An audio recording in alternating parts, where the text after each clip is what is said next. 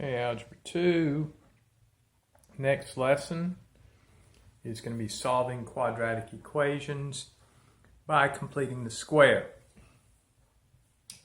The main reason for learning this technique is it gives you a background for where the quadratic formula comes from, but you'll have several exercises that will be due on, May the 11th. You can find those on Gradebook Wizard at the website location.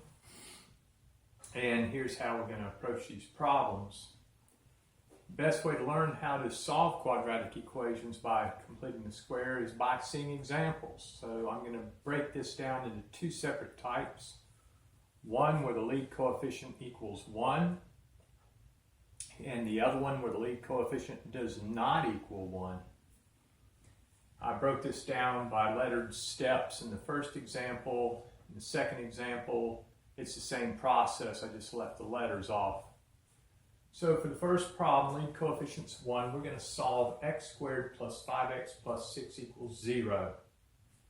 The first step, or step A, is to move the constant to the right side of the equal sign, leaving the quadratic term and the linear term on the left side. So now we have x squared plus 5x equals negative 6.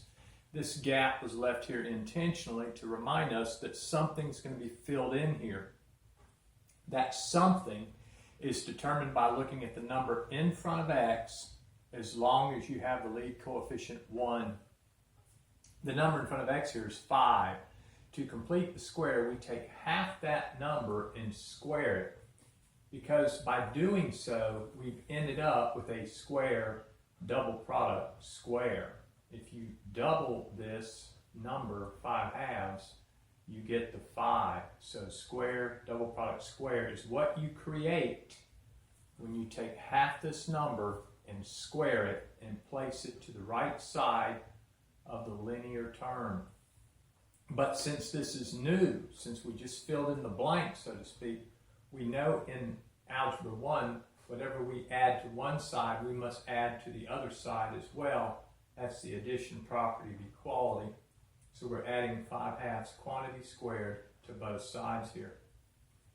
Having just mentioned, by design, this is now a perfect square trinomial. This is actually a square double product square, which comes from squaring a binomial. So whatever's being squared here goes first here. Whatever's being squared last here goes second here. And then you check it. Square x, x squared. The product x times 5/2 is 5/2 x. When you double 5/2 x, you get 5x. Then if you square 5/2, you get the square of 5/2. On the right side of the equal sign, I noticed that here when I square, I'm going to get fourths, 25 fourths.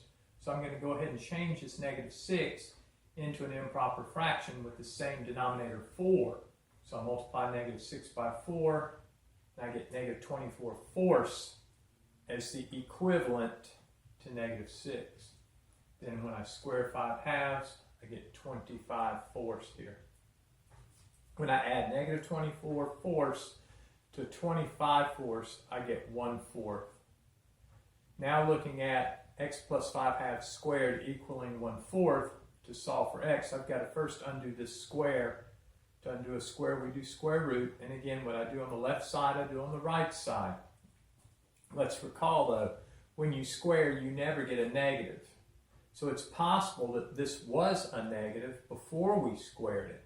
So when we undo the square, that leaves x plus 5/2, but we have to account for the possibility that this could have been positive, it could have been negative, by picking up a plus minus sign on the right side when we square root the right side. So again, undoing the square, we get x plus 5/2. On the right side, undo the square with the square root, but you have to indicate it could have been positive, it could have been negative. And if, again, the square root of 1/4 is 1/2, so x plus 5/2 equals plus or minus 1/2. Coming to this fifth step, I now subtract or add negative 5/2 to both sides. And when I move it to the right side, I want to put it in front of the plus minus sign.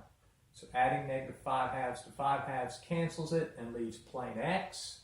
but then I add the negative 5/2 to the right side, and I get negative 5/2 plus or minus 1/2. That's two different numbers, and now I have to separate the plus minus.